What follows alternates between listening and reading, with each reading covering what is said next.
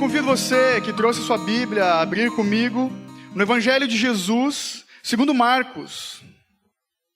Livro de Marcos, no capítulo 15. Pode ser no aplicativo do celular também, irmão, não tem problema. Melhor que traga a Bíblia em papel, a gente gosta, né, de ouvir isso, o barulhinho das folhas. Eu acho que é mais crente aquele que marca, anota a Bíblia. Né? Então, Marcos, capítulo 15, a partir do verso 22. Diz assim a palavra de Deus. Levaram Jesus ao lugar chamado Gólgota, que quer dizer lugar da caveira, e ofereceram-lhe vinho misturado com mirra, mas ele não tomou. Então o crucificaram e repartiram entre si suas roupas, tirando sorte sobre elas, para ver o que cada um levaria. Era a hora terceira quando crucificaram. Acima dele estava a sua acusação por escrito, o rei dos judeus. Também crucificaram com ele 2 ladrões, um à sua direita e outro à esquerda. E cumpriu-se a escritura que diz, e foi contado com os transgressores. E os que passavam o insultavam, balançavam a cabeça e diziam: Ah, tu que destróis o santuário em 3 dias e o reedificas, salva a ti mesmo descendo da cruz. De igual modo, os principais sacerdotes, com os escribas, zombando dele, diziam entre si: Salvou os outros, mas não consegue salvar a si mesmo. Desça agora da cruz o Cristo, o Rei de Israel, para que vejamos e creiamos. E os que com ele foram crucificados também o insultavam. Chegada a hora sexta, houve trevas sobre toda a terra, até a hora 9. E a hora 9, Jesus exclamou em alta voz: Eloi, Eloi, lama sabachthani, que traduzido é: Deus meu, por que me desamparaste? Ao ouvirem isso, alguns que estavam ali, disseram: Ele está chamando por Elias. Então um deles correu e ensopou uma esponja em vinagre e, pondo-a numa haste, deu-lhe de beber, dizendo: Deixai, vejamos se Elias virá tirá-lo. Mas Jesus, dando um alto brado, expirou. Então o véu do santuário se rasgou em 2 de alto a baixo. E vendo-o expirar assim, o centurião que estava diante dele disse: É verdade, este homem era o Filho de Deus. Curve sua cabeça e ore comigo mais uma vez. Pai santo e amado,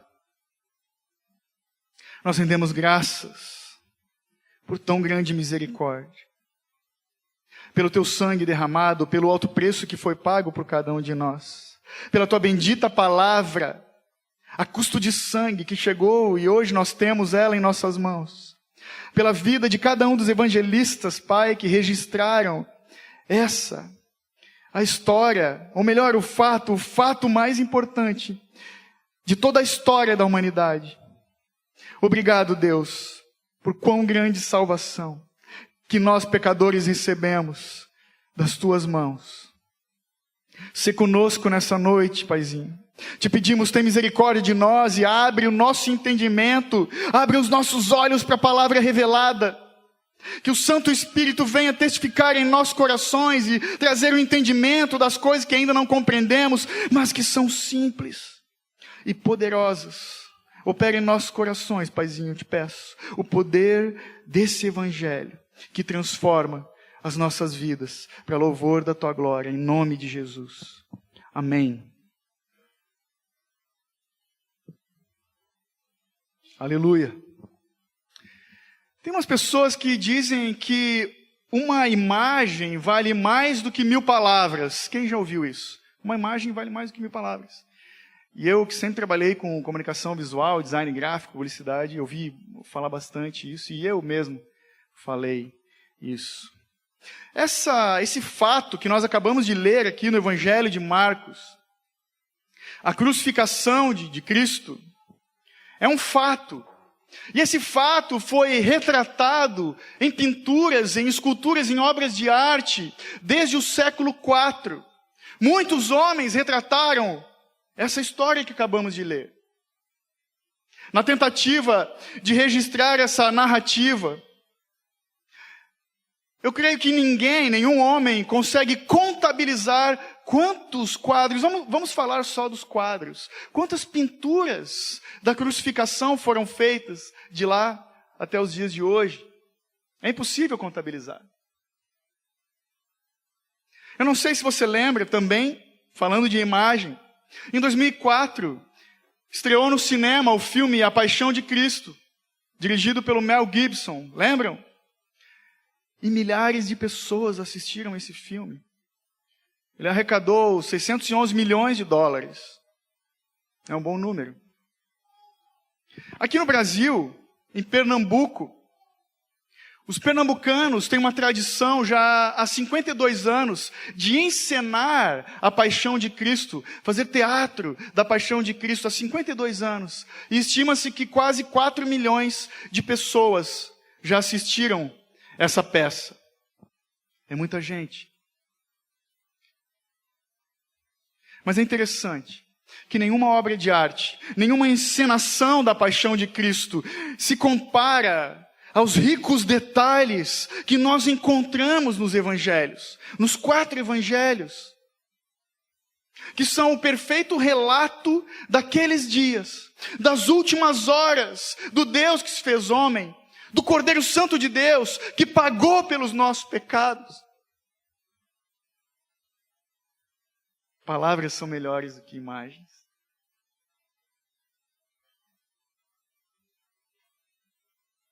Eu não sei quantas vezes você que já teve oportunidade de ler e meditar nessas coisas, quantas vezes você já pensou, já idealizou na sua cabeça, você visualizou esse fato do Cristo crucificado, do homem de dores.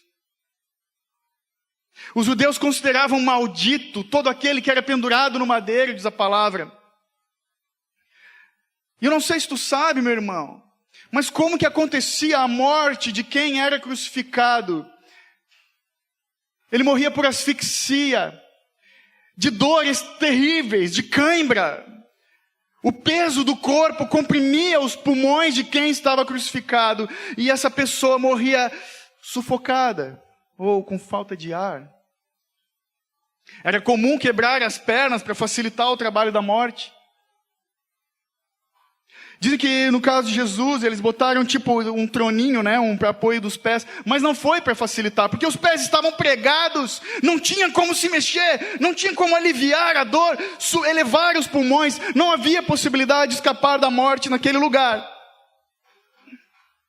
E os evangelhos falam disso, relatam com exatidão a paixão de Cristo. Os 4 evangelhos falam com excelência, com maestria, de riqueza de detalhes, da morte e da ressurreição de Cristo. É legal que cada um dos evangelhos, cada um dos escritores dos evangelhos tinha o seu ponto de vista, tinha uma ótica particular de cada um. Por exemplo, Mateus vê Jesus, ele traz um Jesus como Messias prometido. No Evangelho de Lucas, ele apresenta a Cristo como Filho do Homem. Em João, Jesus é o Filho de Deus. Mas em Marcos, Jesus é o servo sofredor. E nós acabamos de ler esse Evangelho, a parte que competiu a Marcos registrar. Os estudiosos dizem que provavelmente o Evangelho de Marcos foi o primeiro a ser escrito. Acontece que Marcos, ele vai direto para a ação. É o evangelho da ação. Vamos direto ao ponto. Ele não é o evangelho de ensino. Você que leu, acabou de ler, pode até achar que ele resumiu, foi meio sucinto no que se trata da crucificação. Mas esse capítulo 15 de Marcos nos conduz à suprema ação de Cristo Jesus, que é o que importa para todo aquele que nele crê, do que foi feito por nós. E com certeza, o fato da crucificação é o fato mais importante de todos, de toda a história da humanidade, sem dúvida.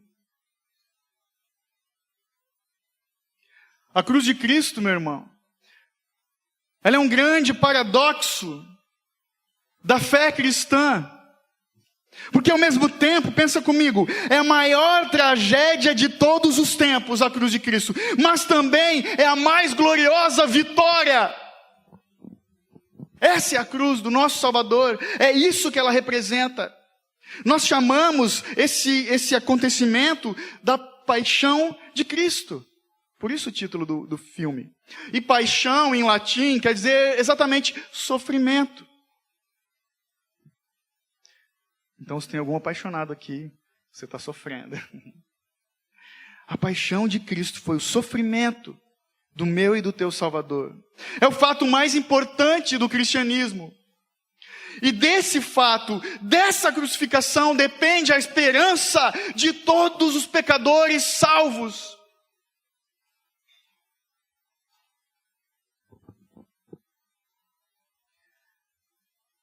São os 4 evangelhos que tratam dessa história abençoada.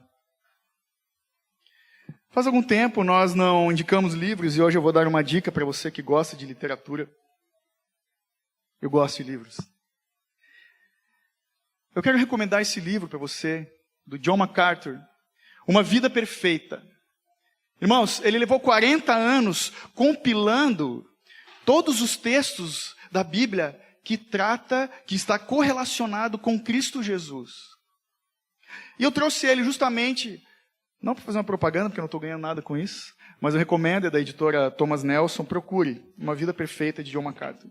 Eu trouxe ele para nos auxiliar no que nós vamos falar hoje. Então ouça com atenção, porque ele pegou os 4 evangelhos e compilou. Vai nos ajudar bastante. Diz assim, as primeiras 3 horas na cruz, é o título.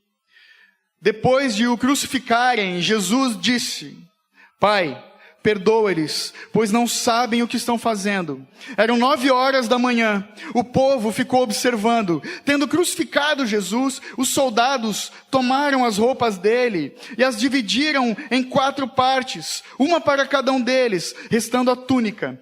Esta, porém, era sem costura, tecida numa única peça de alto a baixo. Não a rasguemos, disseram uns aos outros. Vamos decidir por sorteio quem ficará com ela.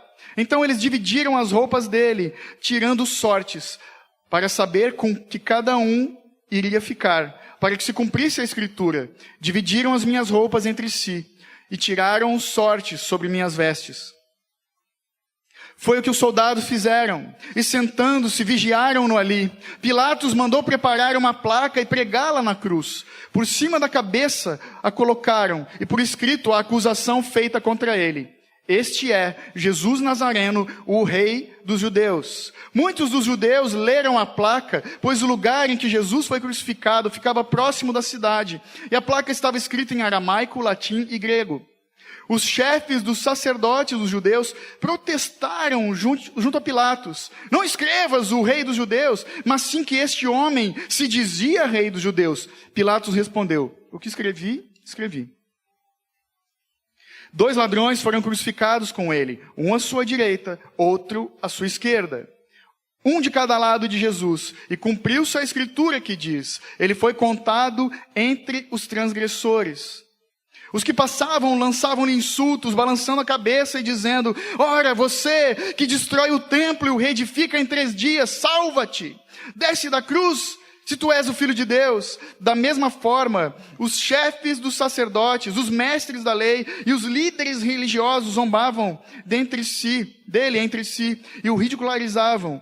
Salvou os outros, mas não é capaz de salvar a si mesmo. Salva-te a si mesmo, se és o Cristo de Deus, o escolhido, é o Rei de Israel. Desça agora da cruz, para que vejamos e creiamos. Ele confiou em Deus, que Deus o salve agora, se dele tem compaixão, pois disse, sou filho de Deus. Os soldados, aproximando-se, também zombavam dele. Oferecendo-lhe vinagre, diziam, se você é o rei dos judeus, salva-te a si mesmo. Igualmente o insultavam os ladrões que haviam sido crucificados com ele. Um dos criminosos que ali estavam pendurados lançava-lhe insultos. Você não é o Cristo? Salva-te de ti mesmo e salva a nós. Mas o outro criminoso repreendeu, dizendo: você não teme a Deus, nem estando sob a mesma sentença? Nós estamos sendo punidos com justiça, porque estamos recebendo o que os nossos atos merecem. Mas este homem não cometeu nenhum mal. Então ele disse: Jesus, lembra-te de mim quando entrares no teu reino. Jesus lhe respondeu: eu lhe garanto, hoje você estará comigo no paraíso. Perto da cruz de Jesus estavam sua mãe, a irmã dela, Maria, mulher de Clopas, e Maria Madalena. Quando Jesus viu sua mãe ali, e perto dela o discípulo a quem amava, disse a sua mãe: mulher, aí está o seu filho.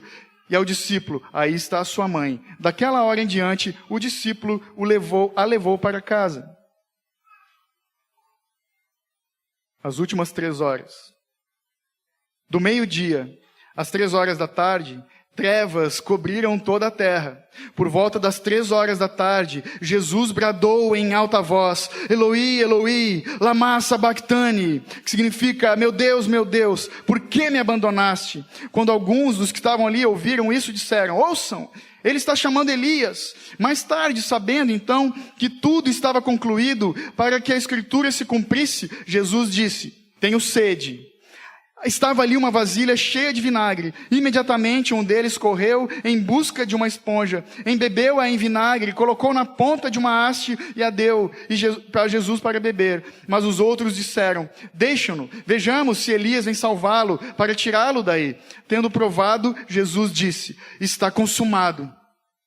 Jesus bradou em alta voz: nas tuas mãos entrego o meu espírito. Tendo dito isso, curvou a cabeça, expirou e entregou o Espírito.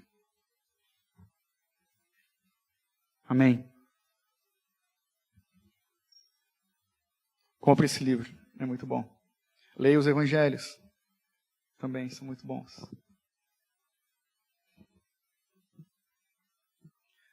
Então, Jesus, naquele momento crucial da história da humanidade, ele proferiu 7 palavras maravilhosas.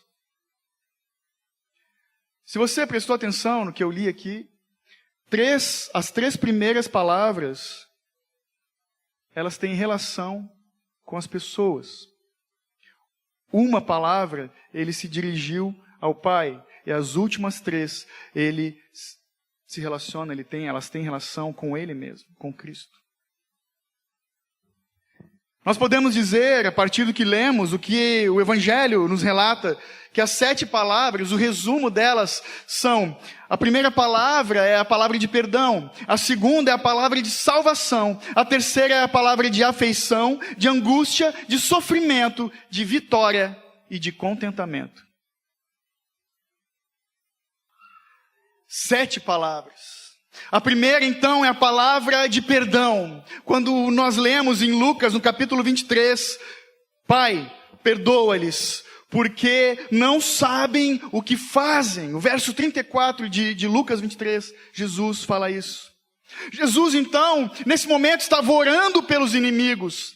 É curioso que nós vemos no próprio Evangelho de Lucas, o ministério de Jesus, quando começou, ele começou com oração. Lá em Lucas 3, 21, no momento do batismo de Jesus, é o único dos 4 evangelhos que diz que ele estava no Rio Jordão, depois que foi batizado por João Batista, e fala: estava ele, Jesus, orando, e o céu se abriu, o Espírito Santo desceu em forma de uma pomba, e o Pai falou: esse é o meu Filho amado, em quem me comprazo.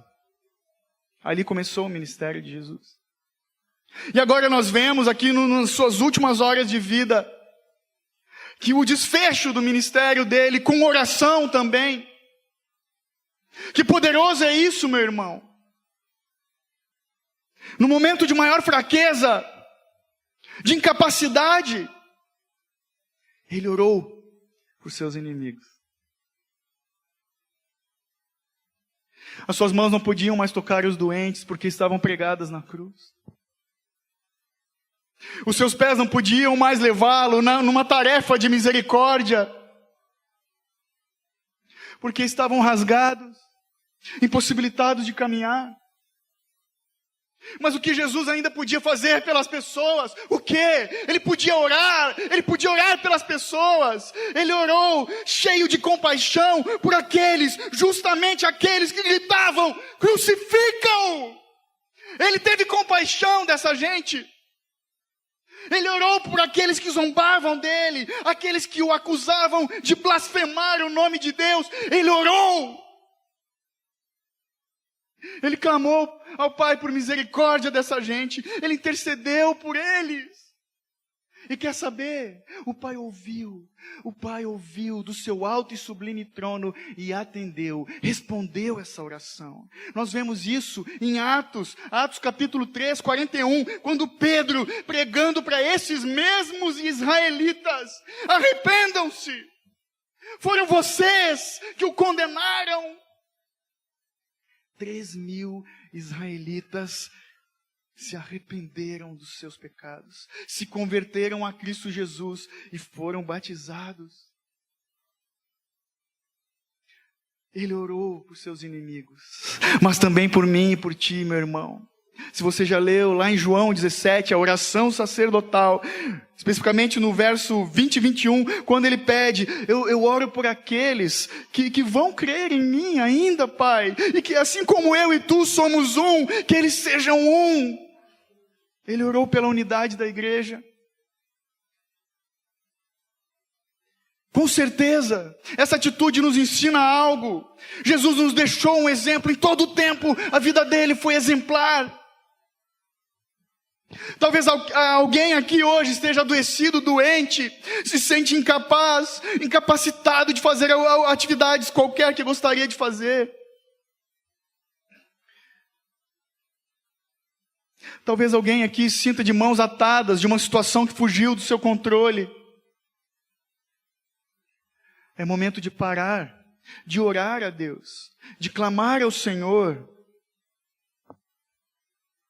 Talvez alguém aqui esteja sofrendo acusação, esteja sendo zombado, perseguido, injustiçado.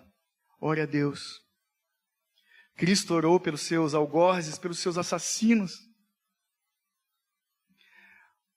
A Bíblia nos chama a orar pelos nossos inimigos, aqueles que se opõem a nós. E fazendo isso, eu e você reconhecemos a suficiência de Cristo, do amor de Cristo. Esse amor que nos foi entregue das mãos de Deus. Do Jesus que tem poder para perdoar os meus e os teus pecados. A segunda palavra que nós encontramos nesse relato é a palavra de salvação. Abra comigo Lucas 23, por favor. Lucas 23, a partir do 39.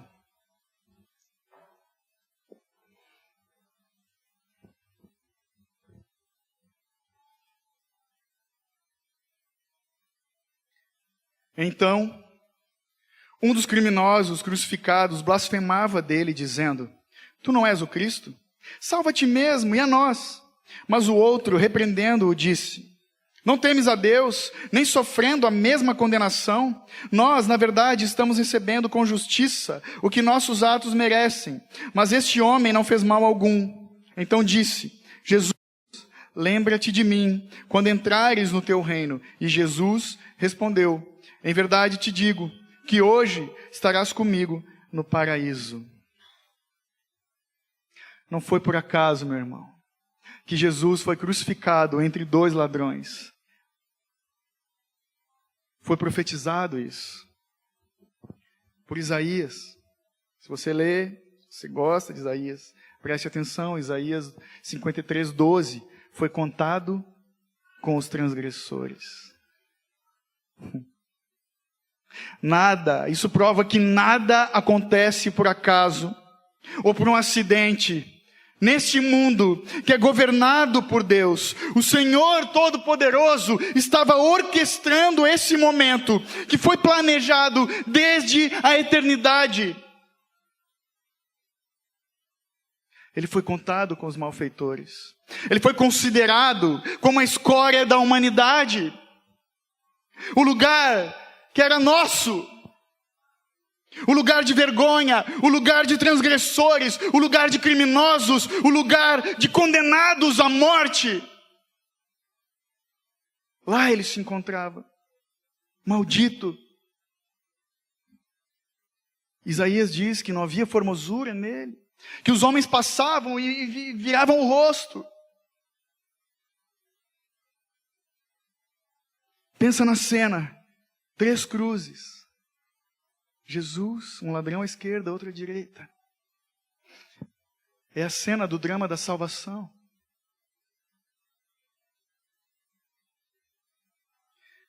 Uma cruz da redenção do Salvador, outra do pecador que se arrepende, e a outra de um pecador que o insulta, continua insultando e o rejeita. O que nós aprendemos com isso? Nós vemos exatamente nesse relato a soberania de Deus. Os dois ladrões ouviram a mesma mensagem do Cristo que perdoa pecados, ouviram o mesmo evangelho da salvação.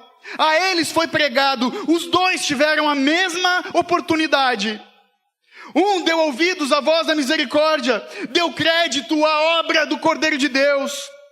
Reconheceu o Cristo, clamou por misericórdia e recebeu a salvação. O outro continuou abraçado na sua indiferença, continuou rejeitando a mensagem da cruz e morreu com seus pecados. Nós vemos a ação soberana de Deus. A mesma mensagem foi pregada. A um foi desvendado o poder do Evangelho para a salvação. O Espírito Santo lhe tirou as escamas dos olhos, tirou o véu do coração. Ao outro, esse Evangelho continuou oculto.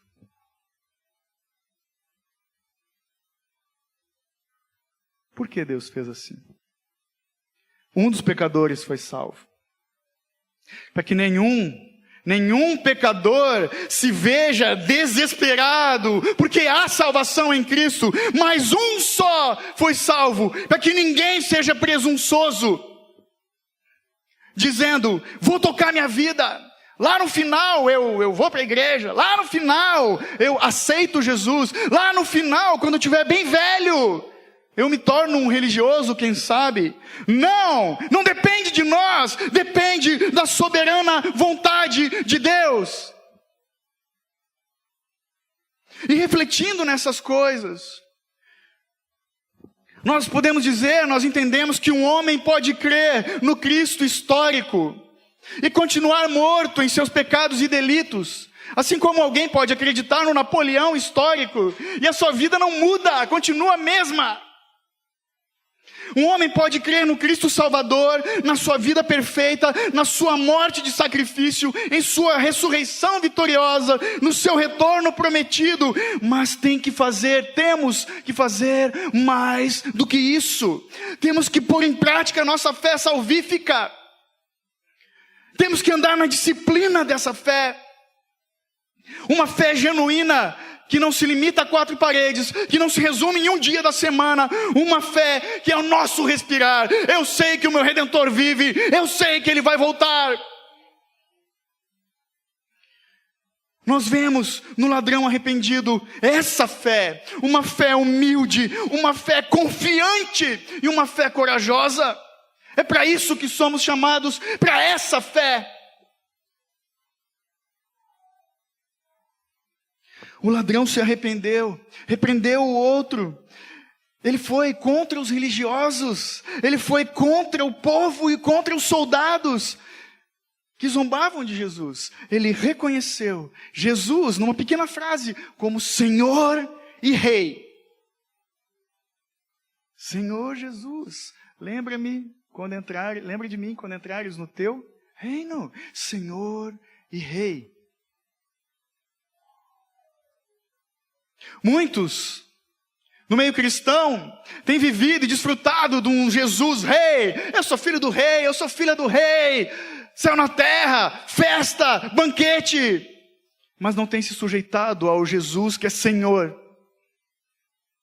Senhor dos senhores. Senhor, lembra-te de mim quando entrares no teu reino. Esse tem que ser o clamor de todo pecador arrependido que contempla o Cristo na cruz, que vê nele, só nele, o caminho da salvação. É semelhante ao clamor do cego Bartimeu, que ouvindo falar do Jesus que passava na cidade, bradou em alto e bom tom: Filho de Davi, tem misericórdia de mim. Temos que clamar a Deus por essa fé genuína, humilde, confiante e corajosa. E a resposta de Jesus, a salvação do ladrão agonizante, nos mostra que o Senhor tem desejo e está apto para salvar todo aquele que se achega a Ele. Por isso eu te digo, para você que me ouve, se você ainda não respondeu a esse chamado da cruz, não deixe para amanhã, abandone os seus pecados, vá ao pé da cruz, venha para Cristo. Só Ele tem poder para perdoar os nossos pecados. Irmãos, nós não conhecemos, não sabemos o dia de amanhã. Jesus não veio pregar uma religião, Ele veio pregar salvação a pecadores arrependidos. E eu te digo, o dia da salvação é hoje. A terceira palavra que encontramos no texto é a palavra de afeição.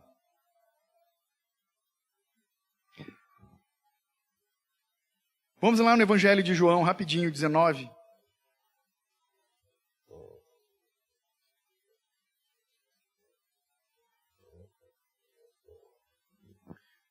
João 19, 25, 26 e 27.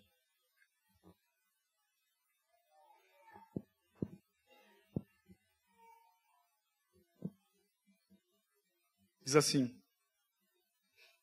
em pé, junto à cruz de Jesus, estavam sua mãe, a irmã de sua mãe, a mulher de Clopas, chamada Maria, e Maria Madalena. 26. Vendo ali sua mãe, ao lado dela, o discípulo a quem ele amava, Jesus disse à sua mãe: mulher, aí está o teu filho. Então disse o discípulo: aí está a tua mãe. E a partir daquele momento, o discípulo manteve-a sob os seus cuidados. Eu esqueci de comentar, eu leio na versão Almeida, século 21.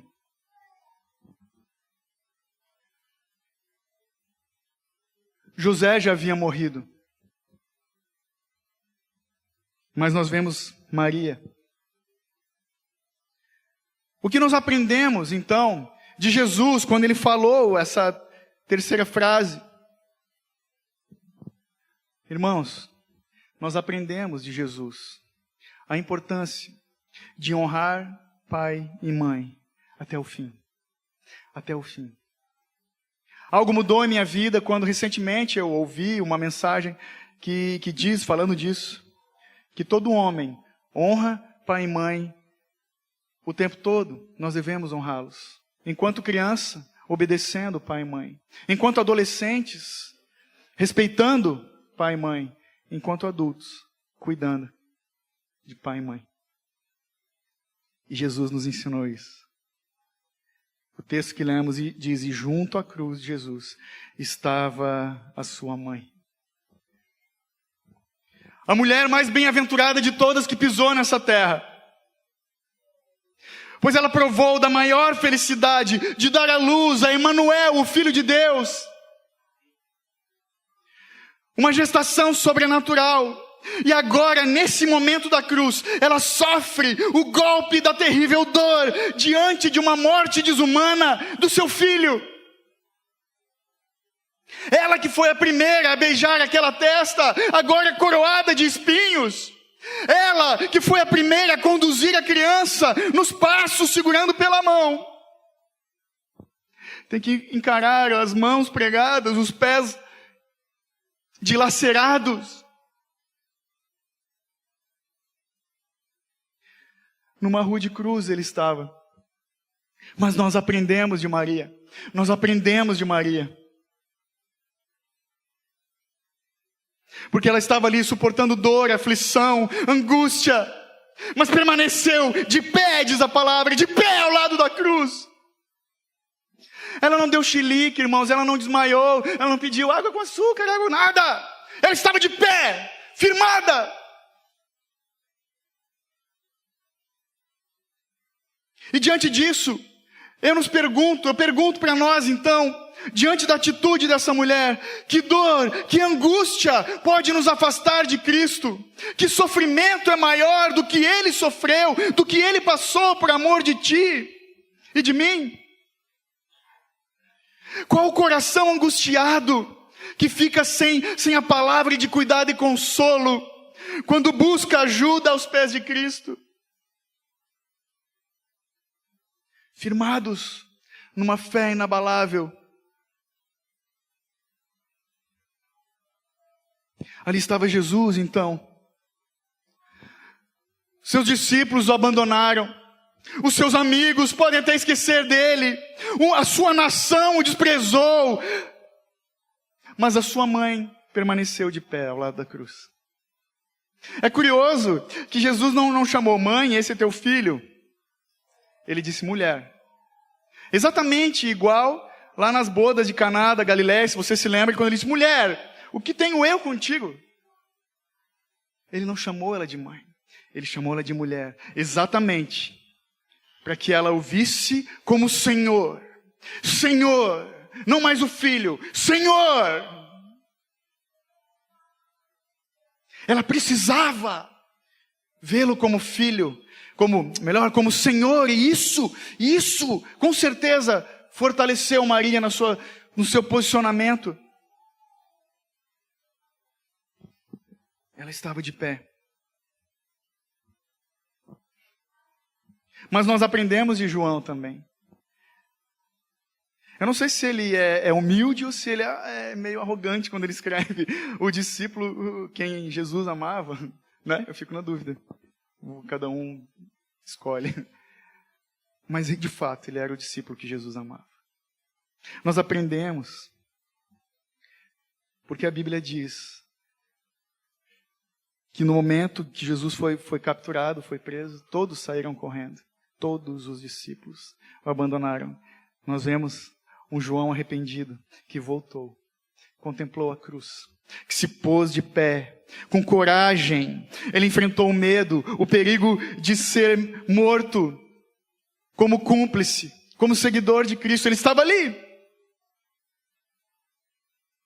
disposto a morrer, talvez. Mas ele se postou como servo fiel até o fim. E a única pergunta que me vem na mente, a partir dessa atitude de João, é o que o apóstolo Paulo escreveu em Romanos 8, eu não podia deixar de falar de Romanos. Quem pode nos separar do amor de Cristo? A tribulação, ou a angústia, ou a perseguição, ou a fome, ou a nudez, ou o perigo, ou a espada? Nada vai nos separar do amor de Cristo. Com certeza João estava firmado nisso. Vale a pena morrer por Jesus. Mesmo assim, a situação, o vislumbre que eles tinham, Maria e João, era de terrível dor, de sofrimento, de tristeza. Você está com o texto de Marcos aberto ainda? Volta lá. Marcos 15. Olha o que está escrito no verso 33 de Marcos 15.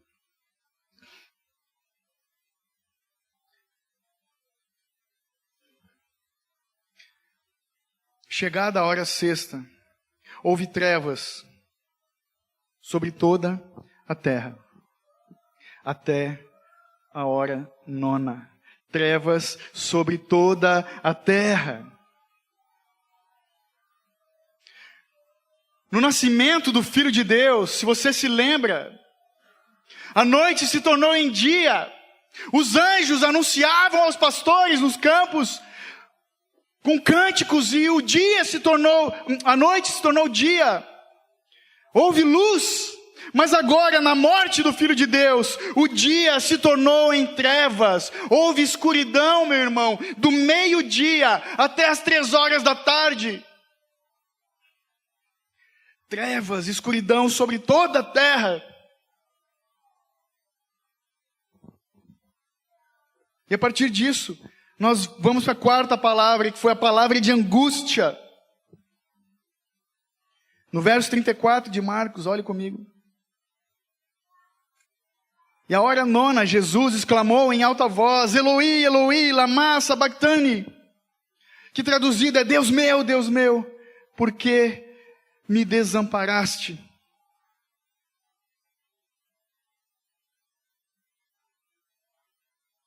Sabe, eu vou te incentivar a fazer um exercício. Quando você estiver lendo o Antigo Testamento, procure Jesus. Se você comprar aquele livro, vai ficar mais fácil.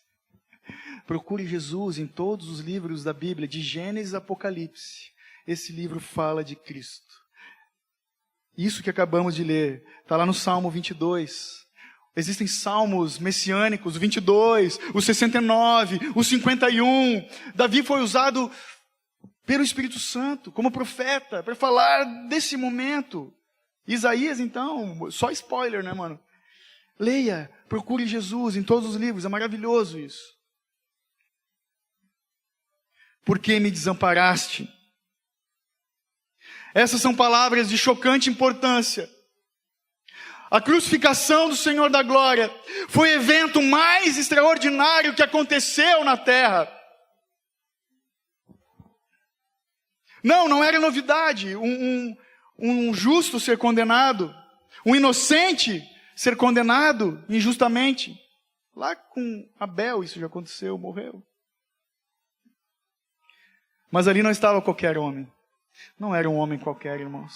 Era o perfeito, era o Filho de Deus, o perfeito, imaculado, o Cordeiro sem manchas, sem pecados, não havia dolo nas suas palavras. Condenado injustamente.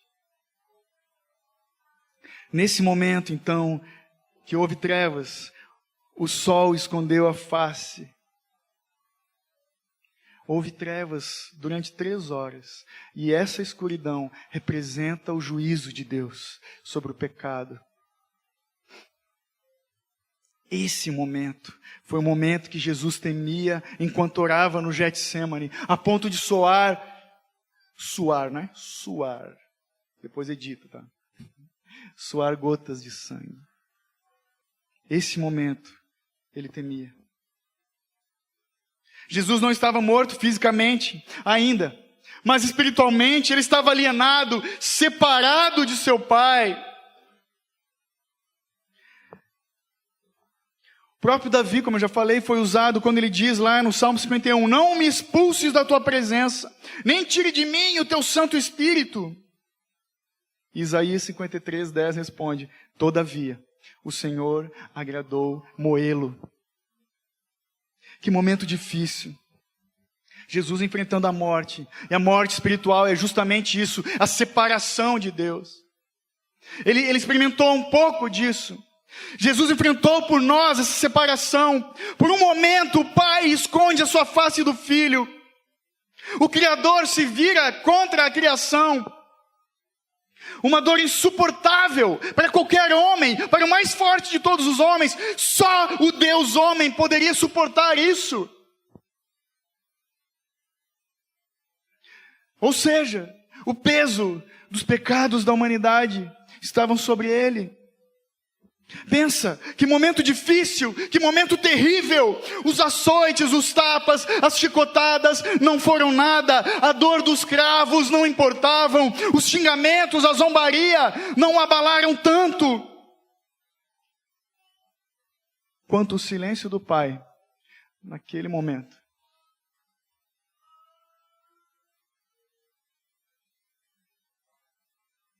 O perfeito, o imaculado Jesus se fez desprezível diante de Deus e dos homens. O pecado que nos separa de Deus estava sobre ele. Ele tomou o cálice da ira de Deus no nosso lugar, meu irmão.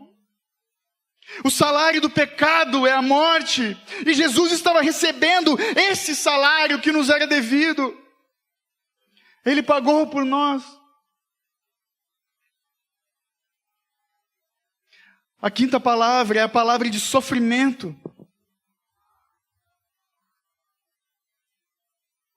Volte para João, por favor, 19.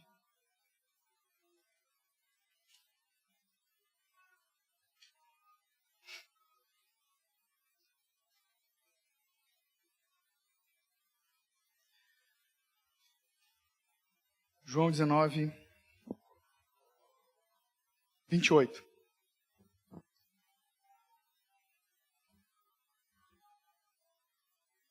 Depois, sabendo Jesus que todas as coisas já estavam consumadas para que se cumprisse a Escritura, ele disse: tenho sede. Tenho sede.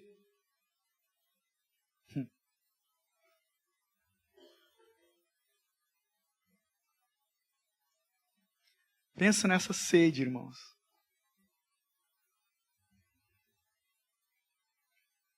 A boca seca. Talvez a língua de Cristo colada no céu da boca. E não só isso. Sangue seco na boca. Sabe o que é isso? Por que isso? Porque ele fez, diz ali, para se cumprir a Escritura. Quando ele disse isso, ele estava provando a sua humanidade. Uma necessidade básica. Porque naquela época haviam os gnósticos que diziam que Jesus era somente um ser espiritual, ele não era homem. Mas aqui ele prova a sua humanidade. Acontece que muitas vezes a gente pensa que Cristo sofreu somente no Calvário.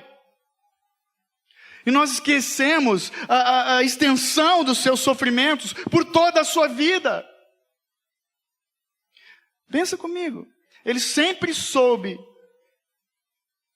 do seu futuro sofrimento na carne.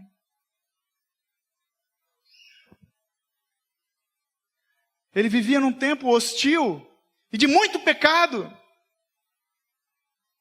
Ele foi tentado por Satanás. Ele enfrentou a incredulidade do seu povo, inclusive da família. Ele foi traído por Judas. Ele foi negado por Pedro. Foi abandonado por todos os seus discípulos. Ele morreu como maldito, condenado.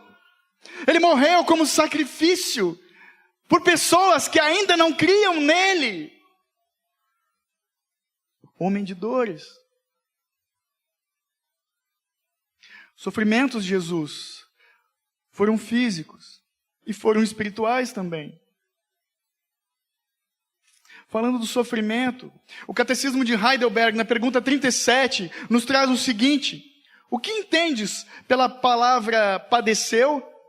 Resposta: que Cristo, em corpo e alma, durante toda a sua vida na terra, mas principalmente no final, suportou a ira de Deus contra os pecados de toda a raça humana.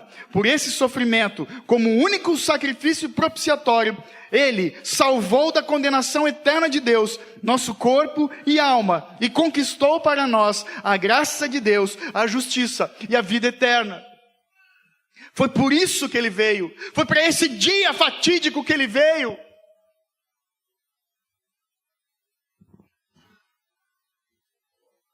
Logo em seguida nós vemos então, porque não tinha acabado ainda, a palavra de vitória.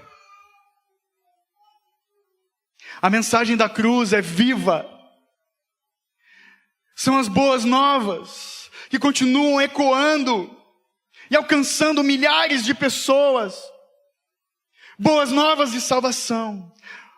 Boas notícias incomparáveis.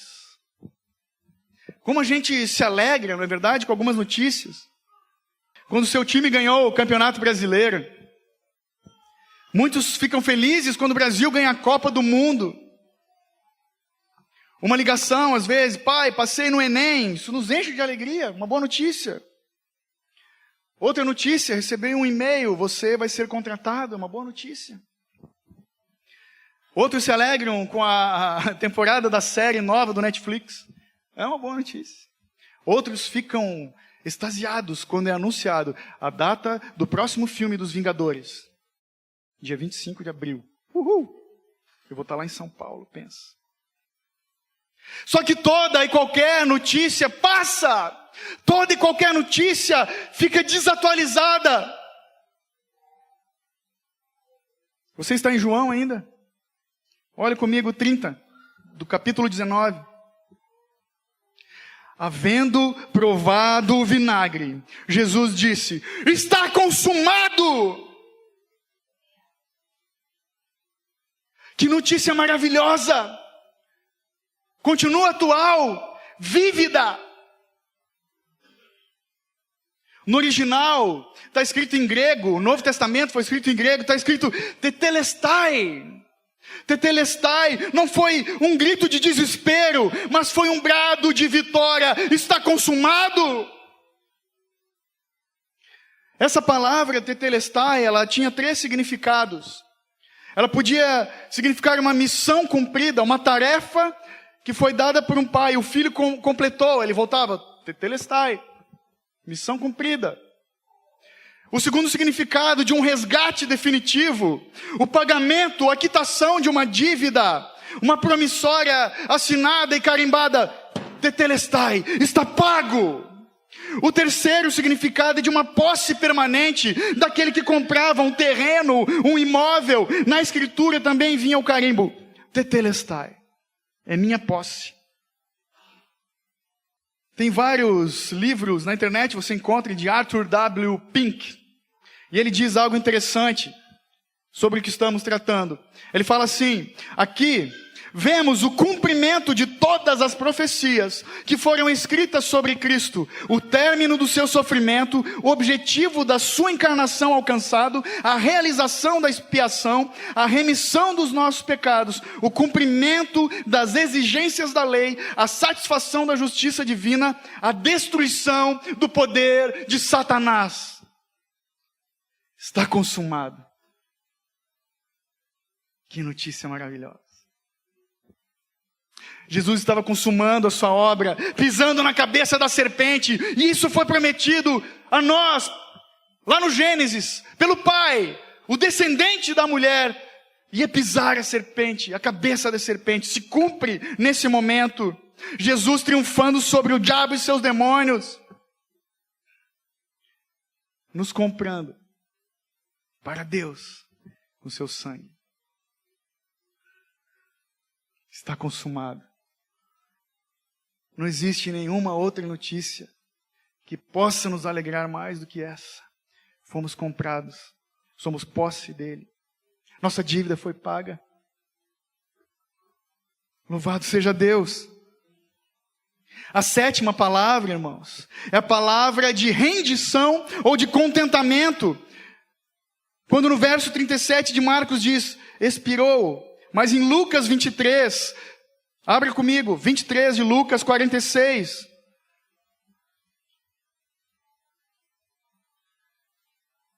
Capítulo 23, verso 46.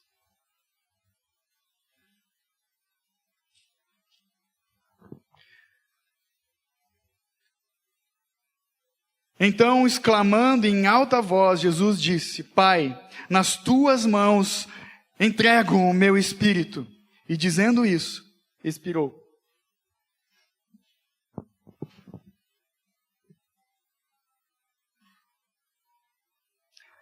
A morte de cruz, eu não sei se você já estudou isso, uma morte dessas levava geralmente 3 a 4 dias para ela ser concretizada.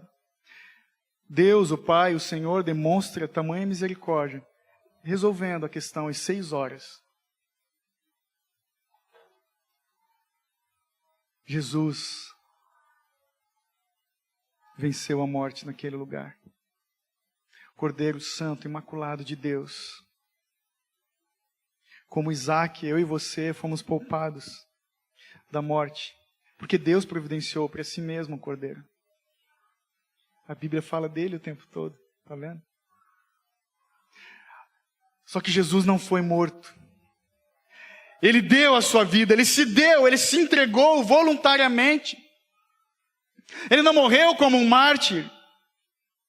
Ele se entregou como sacrifício vivo pelos pecados do seu povo. Ele morreu não como um derrotado, mas como um vencedor. E as trevas acabam no momento da morte de Jesus. Ele quebrou o poder das trevas. Esse é o nosso Deus. Esse é o nosso Jesus. E a partir dessas coisas, de novo, o apóstolo Paulo, ele foi muito abençoado por Deus. Quando ele disse em 1 Coríntios 15, a morte foi tragada pela vitória. Onde está a morte, a tua vitória? Onde está a morte, o teu aguilhão? Ora, o aguilhão da morte é o pecado, e a força do pecado é a lei. Graças, porém, sejam dadas a Deus, que nos dá vitória por nosso Senhor Jesus Cristo.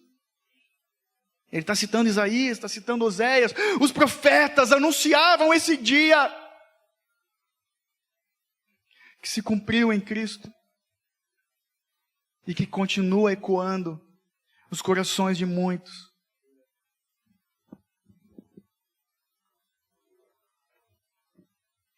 Volta lá para Marcos, por favor. Capítulo 15, o verso 38.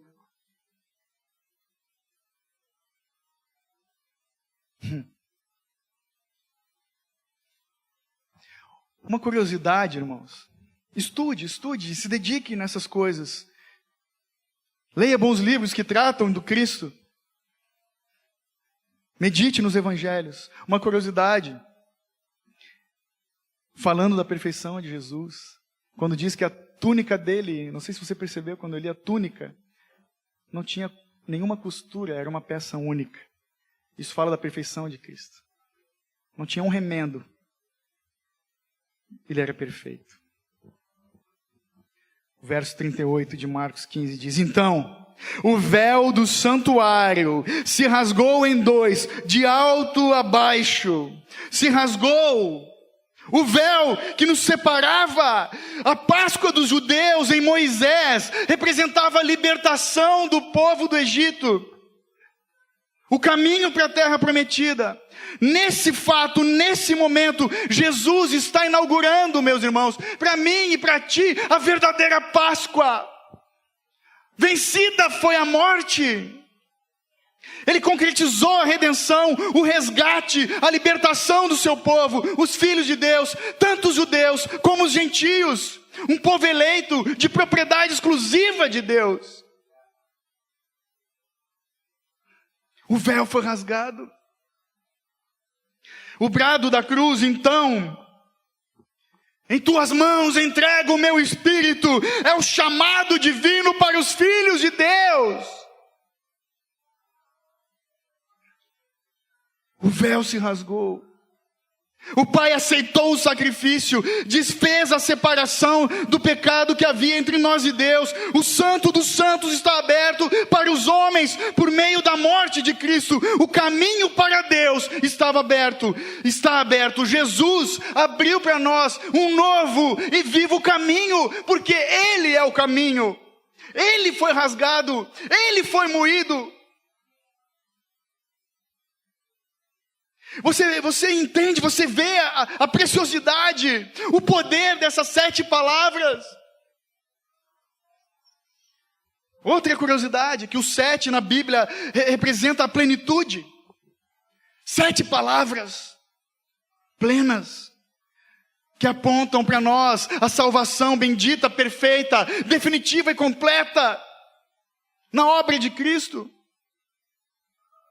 E na cruz, nós recebemos, então, uma nova certidão de nascimento. Porque se cremos nessa palavra que eu acabei de expor para vocês, se cremos nesse evangelho, recebemos uma nova certidão de nascimento. Porque fomos adotados pelo Pai, comprados por Jesus, pelo Filho, e levados pelo Espírito Santo ao novo nascimento.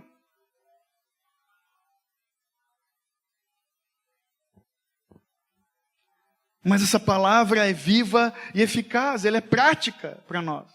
Não é só uma história, não é somente um fato histórico, ela é viva e opera hoje ainda. Então, de uma forma prática, eu posso nos perguntar por que Jesus sofreu e morreu, então, para criar um grupo de seguidores crucificado, seria uma boa resposta. Porque lá em Lucas 9 ele fala também, Jesus falou, se alguém quer vir após mim, negue-se a si mesmo, tome a cada dia sua cruz e me siga.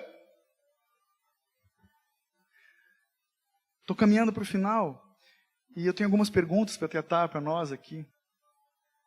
Vamos falar na intimidade. O que a morte de Cristo representa para você? Que diferença, meu irmão, a cruz de Cristo faz na sua vida? O que a cruz significa para você na hora da tristeza, da aflição, da decepção, da doença talvez?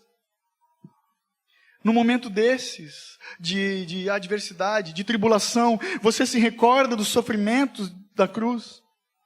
Você se contenta na salvação que recebeu das mãos de Cristo? Você se alegra na promessa da vida eterna?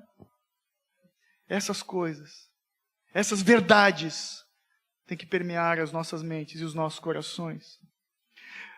Spurgeon disse que a minha teologia se resume em 4 palavras: Jesus morreu por mim.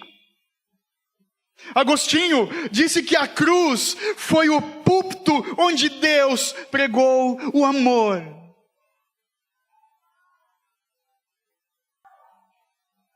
Nós vamos ler do 1 ao 9.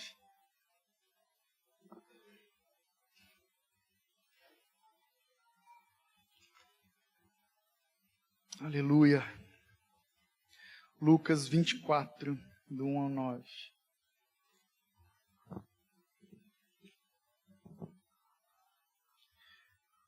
No primeiro dia da semana, bem de madrugada, elas foram ao sepulcro levando as essências aromáticas que haviam preparado.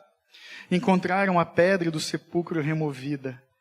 Elas entraram, mas não acharam o corpo do Senhor Jesus. E ficaram perplexas com isso. Então, lhes apareceram 2 homens com roupas resplandecentes. Elas ficaram com medo e abaixaram os olhos para o chão. E eles disseram: por que procurais entre os mortos aquele que vive? Ele não está aqui, mas ressuscitou. Lembrai-vos de como vos falou ainda na Galileia. É necessário que o Filho do Homem seja entregue nas mãos de homens pecadores, seja crucificado e ressuscite ao 3º dia. Então, elas se lembraram das suas palavras e, voltando do sepulcro, anunciavam todas essas coisas aos 11 e a todos os outros.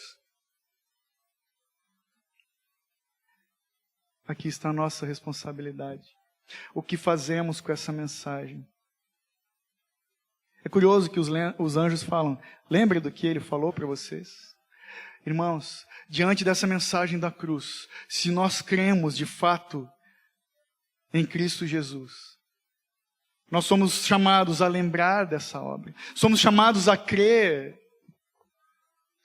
e anunciar a mensagem da cruz de Cristo.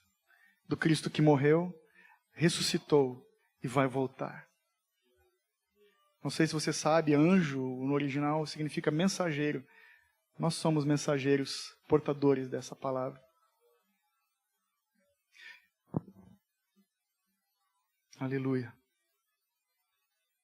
Qual é a conclusão de tudo isso? Eu sou obrigado a concluir que palavras valem muito mais do que uma imagem. Nós estamos aqui hoje, não porque apreciamos uma pintura, não porque um teatro tocou o nosso coração, não porque um filme nos constrangeu a crer em Jesus. Nós estamos aqui hoje porque essa mensagem da cruz, do Evangelho de Cristo, as boas novas de salvação, meu irmão, penetraram os nossos corações um dia.